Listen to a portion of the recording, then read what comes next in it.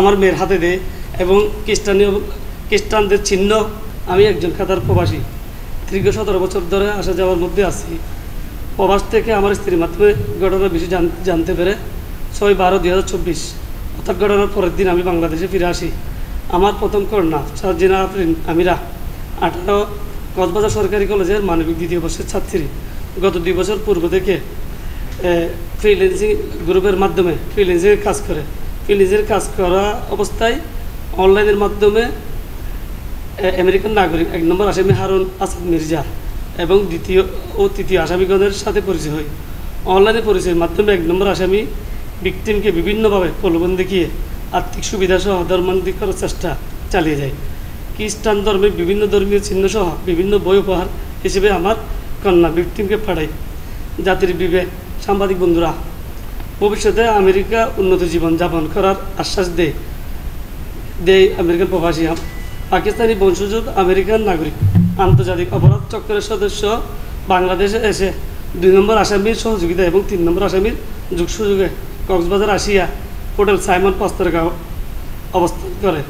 3-4 দিন অবস্থানের পর সকাল আসামিগণ আমার মেয়ের সহিত যোগাযোগ করে ভিকটিমকে অপহরণ করে পাচারের পরিকল্পনা করে। 2 নম্বর আসামি আমার মেয়েকে বাড়ি হইতে বাহির করার জন্য সার্বিক যোগাযোগ করে ঘর থেকে ফুসলিয়ে বাহির করে আমেরিকা পাচারের উদ্দেশ্যে গত 5/12/2024 তারিখ 2 নম্বর আসামির সহযোগিতায় বিমানে করে ঢাকার উদ্দেশ্যে নিয়ে যায়। উল্লেখ্য যে আমার মেয়ের পাসপোর্ট বাড়িতে রক্ষিত ছিল, সাথে আমার মেয়ের পাসপোর্ট সহ নিয়ে আসামিগণ আমার মেয়েকে পাসপোর্ট সহ নিয়ে যেতে সহায়তা করে।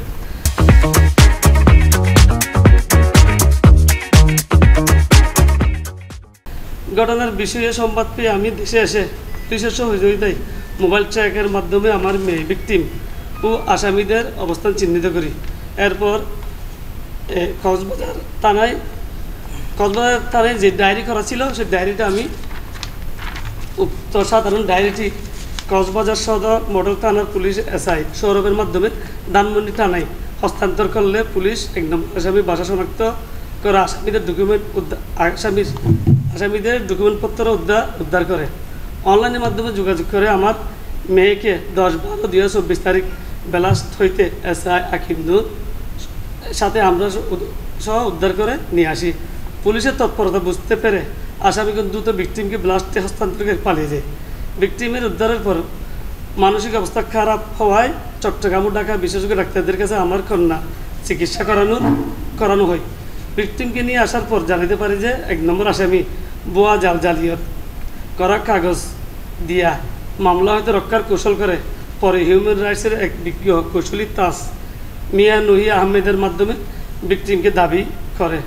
মূলত আসামিগণ মানব পাচার চক্রের সক্রিয় সদস্য। ভিকটিমে উদ্ধারকালে নগদ 17,000 টাকা 2টি মোবাইল পাওয়া যায়। এর মধ্যে একটি আইফোন, অন্য একটি স্যামসাং মোবাইল।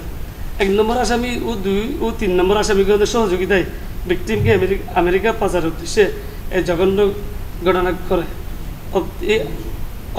অদ্যাবধি আসামিগণ আমাকে বিভিন্নভাবে হুমকি প্রদান করে যে কোনো বয়ে আমার মেয়েকে অপহরণ করে আমেরিকায় নিয়ে যাবে। এমত অবস্থায় আমার কন্যার ভবিষ্যৎ জীবনের নিরাপত্তার স্বার্থে আসামিদের উপযুক্ত শাস্তি প্রদান নিমিত্তে আমি এই সংবাদ সম্মেলন। প্রিয় সাংবাদিক বন্ধুরা, আপনাদের নিশ্চয় সত্য লিখনই পারে আমার মেয়ের জীবন বাঁচাতে। ইতিমধ্যে চক্রটি ঢাকায় এসে আমার পরিবারের বিরুদ্ধে সংবাদকর্মীদের মিথ্যা তথ্য দিয়ে মিথ্যা মিডিয়া ট্রায়াল দিচ্ছে। আমি এসব মিথ্যা ও আজগুবি প্রোপাগান্ডার তীব্র নিন্দা ও প্রতিবাদ জানাচ্ছি। এই চক্রটা আমার মনে হয় অনেক শক্তিশালী এবং অনেক প্রভাবশালী। তারা আমাকে একদিনের মধ্যে আমার জন্য ঢাকায় রিড করে, সেটার সাথে সাথে আমার কাছে নোটিশ পৌঁছাই দেয়। স্পেশাল গাড়ি নিয়ে এসে তারা আমার কাছে নোটিশ প্রেরণ করতে চলে আসে। তা আপনারা তো বুঝতে পারতেছেন এটা সাধারণ কোনো গ্রুপ না, এটা অনেক আন্তর্জাতিক একটা গ্রুপ যেটা। এবং আমার মেয়ের ল্যাপটপে ইমেলের মধ্যে আমি অ্যাথেস্টিক রিপাবলিক একটা নাস্তিক একটা সংস্থার প্রচুর ইমেল পাই এবং আমেরিকান নাগরিকের 1-2 বছর আগে থেকে আমার মেয়ের সাথে কন্ট্যাক্ট করে কার্ড পাঠায়, বিভিন্ন প্রলোভন যাতে করার ম্যানিপুলেট করে ফেলে আমার মেয়েকে। সেই জন্য আমি আপনাদের এবং দেশবাসীর সহযোগিতা কামনা করছি। আমার মেয়ের হাতে দেয় এবং খ্রিস্টানদের চিহ্ন ইয়া করা মানি থেকে অনেক গিফট আমার মেয়ের কাছে এরা পৌঁছায়। এবং বিভিন্ন বই যে বইগুলি পড়লে যে কোনো মানুষ সুসাইড করার প্রলোভন এদের নিজের মধ্যে চলে আসে এবং নিজে সুসাইড করতে পারবো এরকম কোনো অস্ত্র জাতীয় জিনিস আছে। আমি আপনাদেরকে এগুলি আপনাদের সামনে আমি প্রেরণ করতেছি অলরেডি। তো এই অবস্থায় আমি একজন প্রবাসী, আমার মেয়ের বয়স 18, আমি 17 বছর যাবৎ বিদেশে আছে আমার মেয়ে। আর আমার মেয়েকে আমি উন্নতভাবে 10 জনে, আপনি 1000 জনের মধ্যে 5 জন এরকম জীবনযাপন করতে পারে আমার মেয়েকে আমি সেভাবে বড় করেছি। এখন আমি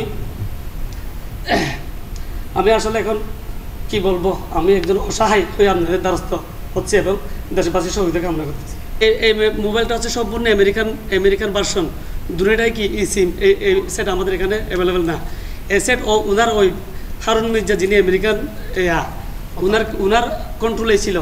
আর একটা আমার মেয়েকে এটা যদি কোনো কারণে আমরা বুঝতে পারি, যদি নিয়ে ফেলি, আর একটা ব্যাকআপ হিসেবে আরেকটা মোবাইল আমার মেয়েকে এই দুটো মোবাইলের দাম আপনার 1.5 লক্ষ টাকার উপরে আছে। এবং আমার মেয়ের কাছে নগদ টাকা জিজ্ঞেস করলে বলে গেলে আমি ফ্রিল্যান্সিংয়ের মাধ্যমে ওনারা ইনকাম করছে আমার জন্য, আমার টাকা, এই সমস্ত কথাবার্তা।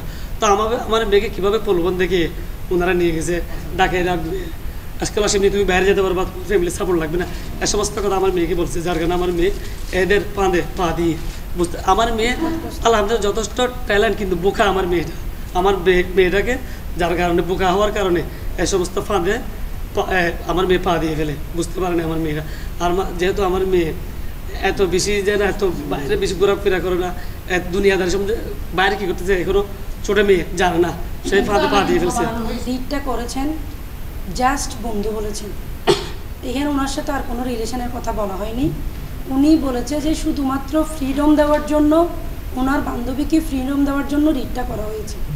ওনারা কিছু মিথ্যা অভিযোগ দিয়েছেন, মা বাবা টর্চার করছেন বলে। আমাদের কাছে এখনও হাইকোর্টের অর্ডারটা আসেনি। আমরা ওনাদের যাইয়ে দেখলাম, ওনারা এখানে একবার কাবিননামা নিয়ে আসলো।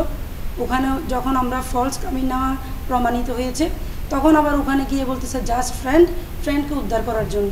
তো আমি নিজেই ভিকটিমের সাথে বেশ কয়েকদিন ধরে 3-4 ঘন্টা করে প্রায় বেশ কয়েকদিন চিটং যাওয়ার আগ পর্যন্ত কথা বলেছি।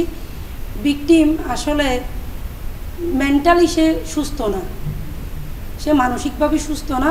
কারণ সে যে কথাটা বলছে যে আমি ফ্রিডম চাচ্ছি, আমি ঢাকা গিয়ে পড়ালেখা করতে চাচ্ছি। তো আমি বললাম যে তুমি পড়ালেখা করতে চাইলে তোমার মা বাবাকে সহ নিয়ে পড়ালেখা করো। বলতেছে না, আমি একা করব। তো এইটা হচ্ছে তার ব্রেইনের কথা না, এটা হচ্ছে ব্রেইন ওয়াশ করেছে। এই যে একটা মানে ইসলামিক ফ্যামিলি থেকে বড় হয়ে সে এই ধরনের কথা বলার মানে কোনো পরিবেশ তার আশেপাশে ছিল না। এটা হচ্ছে ওই সংস্থার মাধ্যমে সে ম্যানিপুলেট হয়েছে এবং সে ওদের কথাই বলছে। ওনারা যে কথাগুলো বলতেছে জাস্ট ওই কথাগুলোই বলছে এই ভিকটিমটি। এখন আমরা ডাক্তারের সাথেও কথা বলেছি, ডাক্তার বলছেন যে আসলে উনি মানসিকভাবে সুস্থ না, উনি কিছুদিন আমাদের ট্রিটমেন্টে কাউন্সিলিং দরকার, কাউন্সিলিং হলে ইনশাল্লাহ ভালো হয়ে যাবে। এই মেয়ে ওনাদের সাথে যোগাযোগ প্রায় 4-5 বছর ধরে, তখন সে নাবালক ছিল। এখন ওনারা মামলা করেছে সাবালক হওয়ার পরে। মেয়ে নিজেই আমাকে বলেছে যে আমার ফ্রেন্ড বলেছে 18 বছর পরে আমি তোমাকে বের করব। তো এটা আসলে একটা চক্র, এটা একটা চক্রের মাধ্যমে চক্রান্ত, এটা আমরা বুঝতে পেরেছি। আমি মনে করি বিজ্ঞ মহামান্য হাইকোর্ট ডিভিশন এটা বুঝবেন এবং আমরা ওভাবে প্রসিড হব। কিছুদিন আগে একজন লয়ার এবং একজন ফরেনার নাগরিক আমার এই এলাকায় এসেছিল, এই বাসায় আমি নিজেও এসেছিলাম, যেহেতু আমি এলাকার জনপ্রতিনিধি হিসাবে আমি কথা বলেছি। ওনারা আমাদেরকে একটি ভুয়া কাবিননামা দেখিয়েছিল। পরে আমরা যখন জানতে পারি ওটা ভুয়া, ওনারা তাড়াহুড়া করে এখান থেকে পালিয়ে যায়। তা আমি যতটুকু বিশ্লেষণ করে বুঝেছি, ওনারা একটি প্রতারক চক্র, হয়তোবা ওনারা আমার এই মেয়েকে হয়তোবা পাচার করে দেওয়ার একটি পায়তারা ওনারা চালাচ্ছে।